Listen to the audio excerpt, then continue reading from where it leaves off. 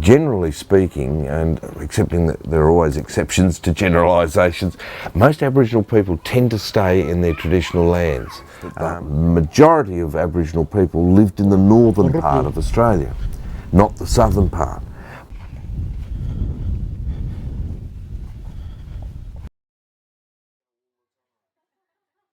I looked at Australian history. I realised that Aboriginal people were given maybe a paragraph or a chapter, and it was a generic coverage. It wasn't about Aboriginal people as people. A lot of it has been lost, but not.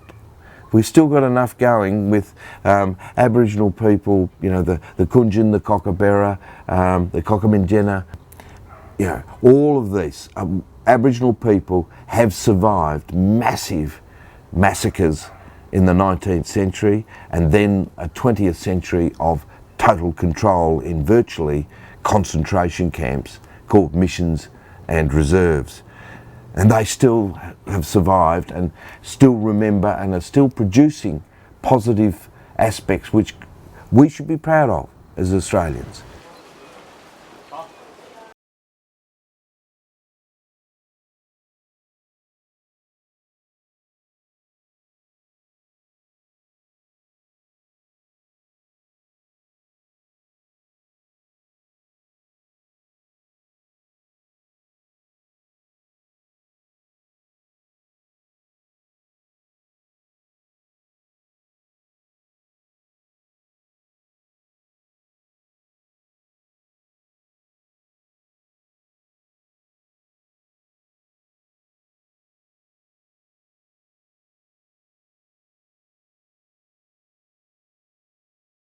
On my own country, that's me, where you see the outline there, that's what we got, the Uruman determination of the native title, and in the middle of it, that's the Eagle, that's our totem of my tribe. My tribe is Uruman tribe, that's on my homeland, so yeah.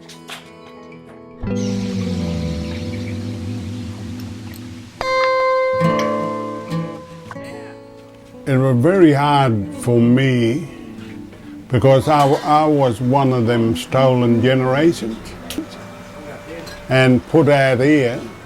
They call it a mission station then, was run by the government, and that's where I was brought up.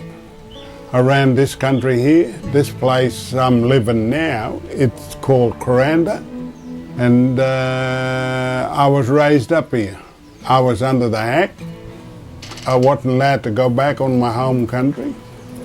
So, but that's why I know a lot about the rainforest, you know.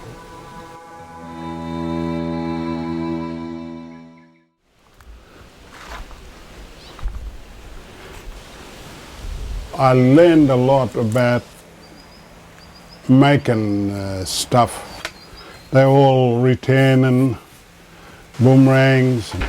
They come from the root, and all our old people never used to have the machine I got here now.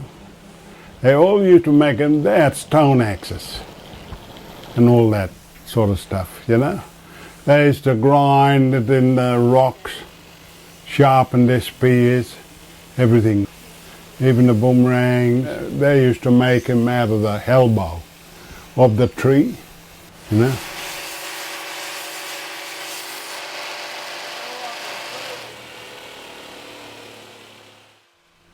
Yeah, things change a lot, you know. It's a pity, but I'd like the history keep going, you know, because that's very important to tell our grannies, hey, don't forget, you know, your great-granny father come from up there. You come from around that area. So, yeah, it's good to keep our culture alive. That's why we make a lot of this stuff, you know. So, and tell our children, this is what your great-granny used to use, you know.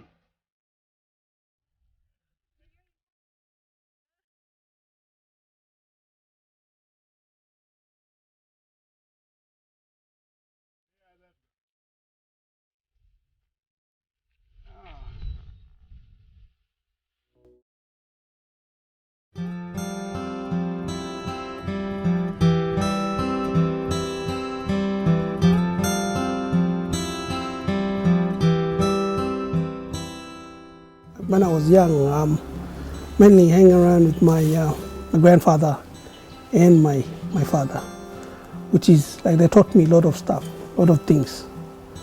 And I've been doing woodcarving half of my life.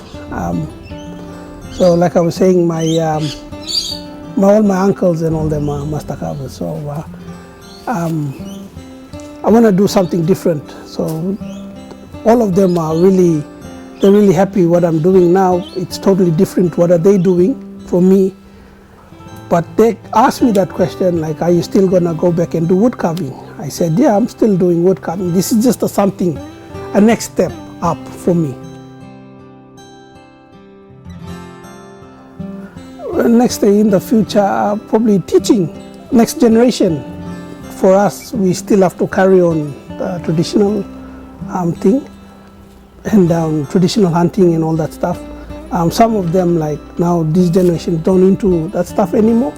But we have to, like ceremonies and all that stuff. We still have to continue doing that. Doesn't matter where you in city or where. There's a time, like, you know, when for men's ceremony happening, you just have to go and, you know, no matter you're living in a modern life, but you still have to continue the traditional life.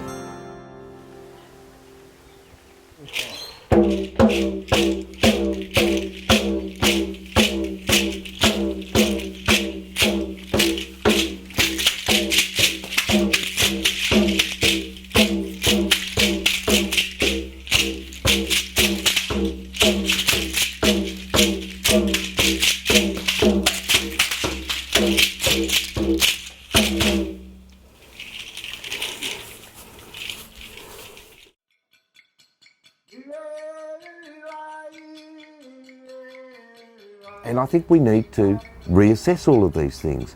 We need to start to embrace the humanity of all peoples. And that's what I thought when I looked at how Aboriginal people have been treated. They were basically, the Aborigines did this, the Aborigines did that. Well, yeah, but there wasn't a name to the person, right? There wasn't a language to the person. And there was somewhere in the vicinity of about 450 languages spoken in Australia pre-contact. I'm trying to push the idea that we need to rethink how we look at our history and be proud of our Indigenous people who represent 50,000 years of continuous occupancy. And they're very clever, very caring and loving people. And all peoples have their faults. And we have a whole range of problems in this country, but a lot of it, I believe, stems from the way white Australia has treated them over the past 150 odd years.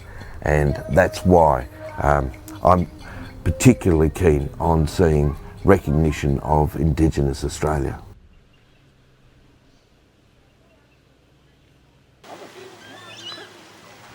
Well, my name's Bram Collins. I'm the Managing Director here at Undara. This is a family business, and my family were the first European settlers here in 1862. And well, David and I grew up together here. His family and my family lived on this land. David is a traditional owner. He is a descendant of the Uruman people, the original owners of the land. I'm an entertainer, and my traditional homelands are where we sit. And I'm very, very happy and pleased that you've come out to my traditional country. And where we are at the moment, we're at a place called Undara. So we're here with my mate Bram Collins, and between him and I, we do a lot of work in educating people about who we are as Indigenous Australians and Australians. We were children together. We've been friends our entire life, and we work together here in this area. So we both have a very, very strong connection to this country. You know, it's very important for us to maintain those connections with the traditional owners, and it's a relationship that has been highly valued and nurtured for many, many years.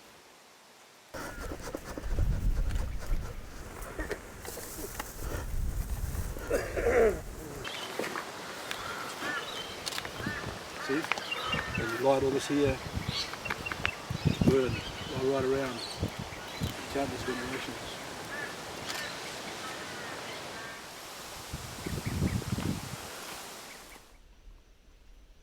He has a business that are the Undara lava tubes, and so it's good to see that the country is being utilised for what it is, and people can see the natural environment, you know, with the tubes and the bush and the bird life and all these things that you're being seeing come from the land. For example, the didgeridoo. It's a tree. It's now turned into a musical instrument, and this has been played for countless generations.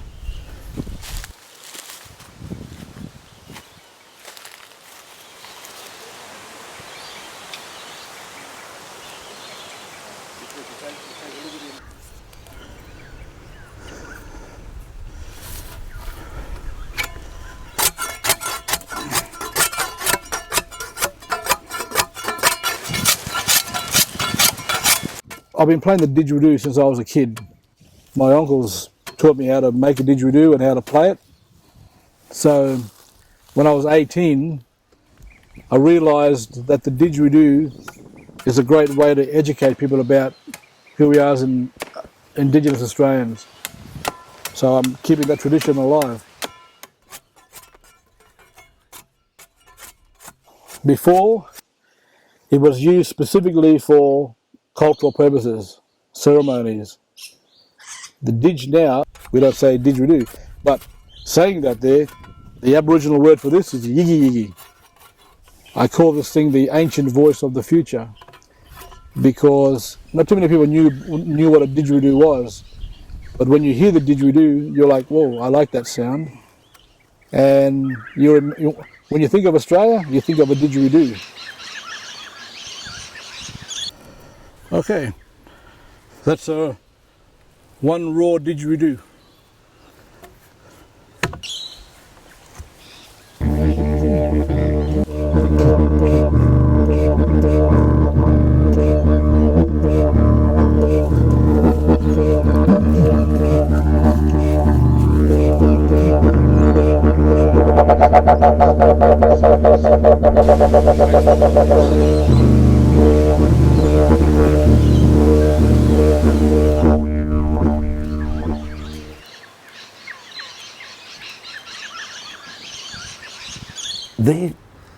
They show a diversity of creativity and understanding the subtleties of the weather and how the environment affected. They could tell. If you knew their patterns of movement, it was all related to the seasonal activities based on and regulated by seasonal changes. He was up here in about 1845, and he had some journals that he wrote about his experiences up here, and they were the first guides to this area. We know that in this area, fire became a common part of this environment maybe about 8 million years ago when the first volcanoes started. The volcanoes erupted and the lava that flowed across the country burned out the original vegetation, and the vegetation that grew after the fires slowly evolved and adapted and changed to become more fire resistant. When Indigenous people arrived in this area, they too used fire, and they would burn an area that they had lived in. So they continued this traditional style of moving and burning, which again influenced the development or evolution of our trees and our grasses. And we'd watched what the Aboriginal people did and why they burnt, and created what we refer to as a mosaic burning pattern. That's right.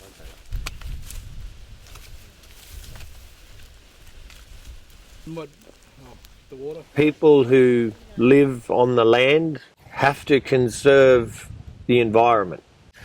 And for us, that's been an important part of our management style, because I believe that if you have a business in the environment and all you focus on is your business and your financial return at the end of the day, without conserving the environment, that's not sustainable.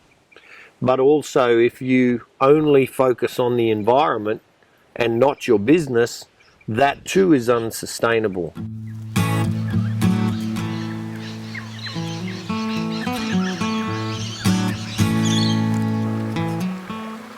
Our management philosophy goes back many, many years.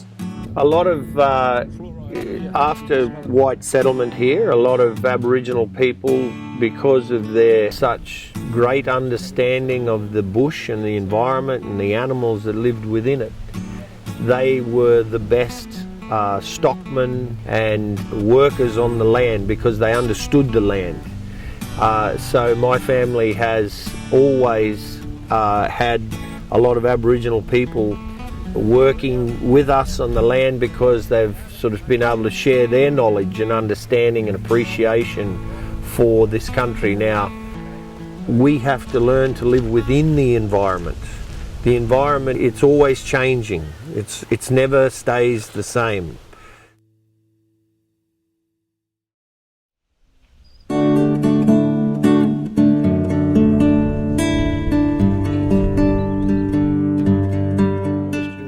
It'd be fantastic to come walk the land with Aboriginal people, and you meet people like Graham Collins and his father, and they can explain to you what the different woods are and why it's important with sustainability and maintaining the land. So that's what it's about. If you cut a tree down, you grow 10 more trees.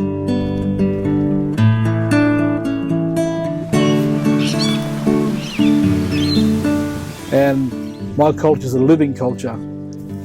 We still live, if not traditionally, we live semi-traditionally. And if you live in the city, well, you don't lose your culture, but you're living in the city. So sure, I might drive a car, but I still have the opportunities to come bush and just to get away from all the bright lights and the fast cars, and come out here and just sit amongst the breeze and hear all the birds chirp, see the kangaroos, and that's what I like. And I like to bring my visitors here so they can experience what I experience.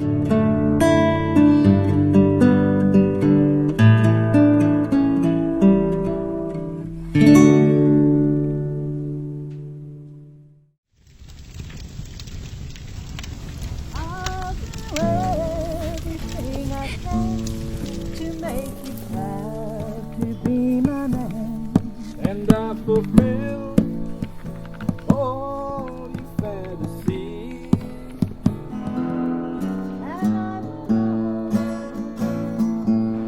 And I'll always be here for you, and I'll stand by you through our rocking years.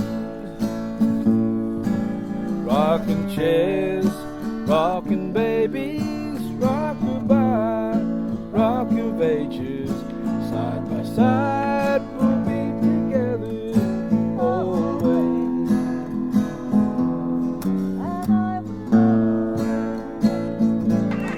And I'll always be here for you, and I'll stand by you through our rocking years, through our rocking years.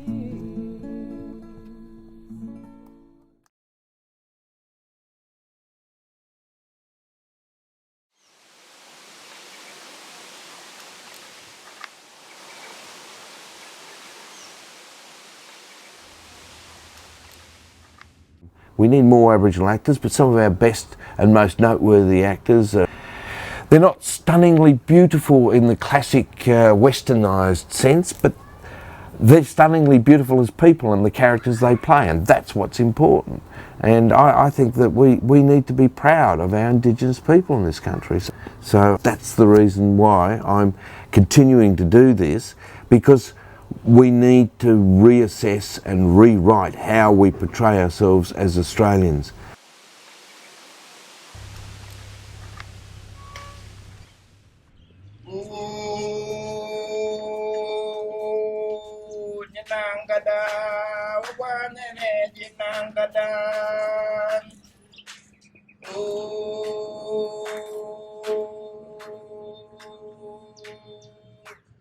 Nangada malawa, nangada wawa, nangada.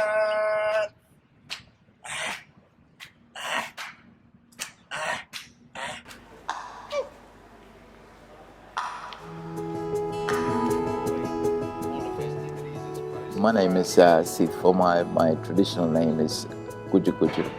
And this area here is Cairns, it's named Gimoy. This is my tribal country. We do smoking every year as part of CIAF when we welcome people on country. It's a part of our ceremony too. It's because when you come onto our country, when you walk around and come here on this country, our old people, and our old people are our ancestors, the spirits of our ancestors are here. And if they don't know you and they don't smell you from this area, you may have an accident or something might go wrong with you. It's like bad luck if you don't get yourself smoked. And so we do the smoking ceremony so the old people from this country, all our ancestors, smell you and they know that you got the blessing from the people here.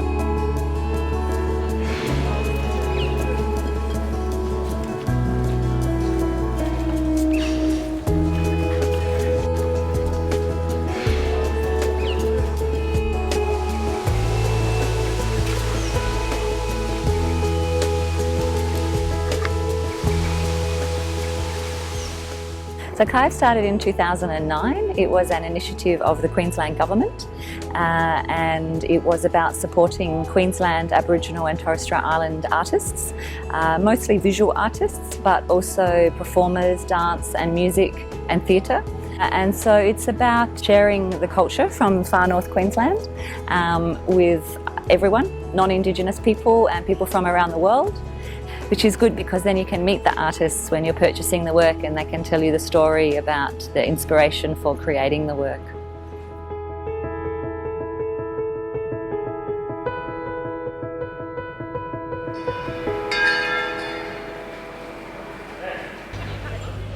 So it's a unity call to mark the start of our ceremony.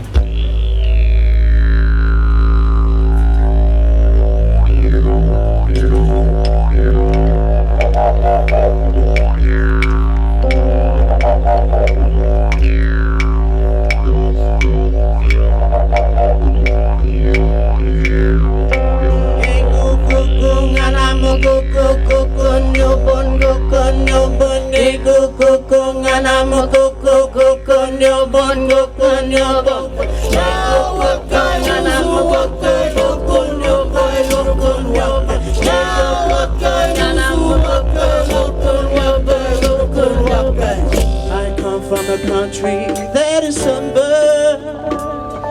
Lessons from the past I've taken and I've learned.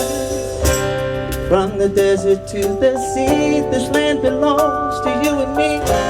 Running through my veins, black, red and yellow history. Well, this particular art fair, CIAF, is unique because it's only for Queensland, Aboriginal and Torres Strait Island artists at the moment. I feel that art is a big key of keeping our culture alive. So if you can do art, if you can do anything to do with your culture, do it, because it's the only way that we're going to keep the Indigenous people of the world alive. And yeah.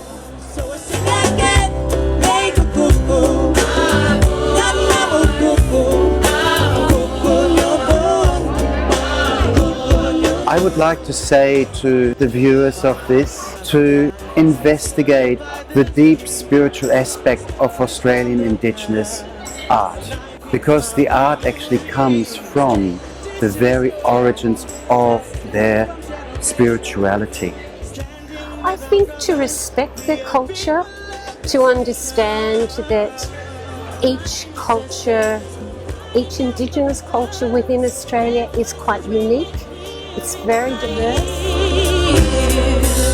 Voices of my children crying out to me, so I must appropriate that it's time. So I sing out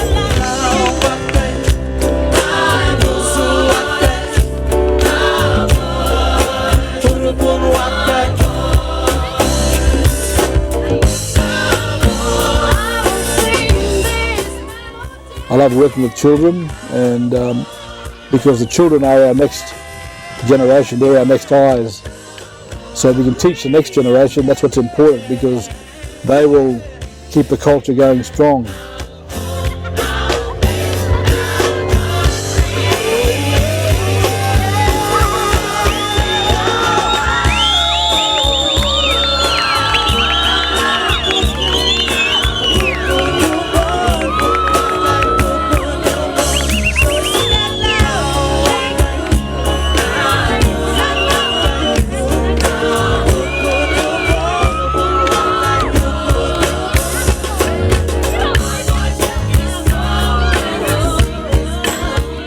We should be proud of as Australians, and it's starting to happen. It's gradually, very, very slowly, but it's happening, and I'm really pleased to see that, because we haven't had that in the past.